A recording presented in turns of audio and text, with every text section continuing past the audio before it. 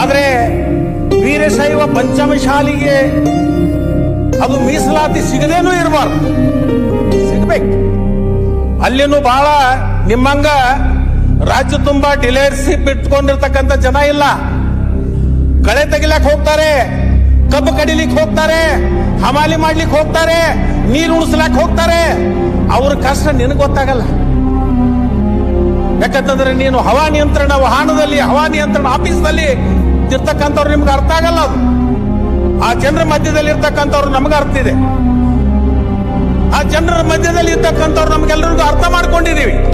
ಅವ್ರದ್ದು ಏನು ಕಷ್ಟ ಇದೆ, ಏನು ನಷ್ಟ ಇದೆ, ಅವರಲ್ಲಿ ಏನು ಆತಂಕ ಇದೆ, ಏನು ದುಗುಡಿದೆ. ಬರೇ ತುಳಿತಕ್ಕೆ ಒಳಗಾಗಿರ್ತಕ್ಕಂಥ ಸಮಾಜ ಅಂತ ಏನು ನಾವು ಹೇಳ್ತೇವಲ್ಲ, ಅದಷ್ಟೇ ಅಲ್ಲ, ಪಂಚಮಶಾಲಿ ಸಮಾಜದಲ್ಲೂ ಕೂಡ ಇವತ್ತಿನ ದಿವಸ ತುಳಿತಕ್ಕೆ ಒಳಗಾಗಿದೆ ಅಂತಕ್ಕಂಥದ್ದು ನಾವು ಇವತ್ತು ಹೇಳಬೇಕಾಗಿದೆ.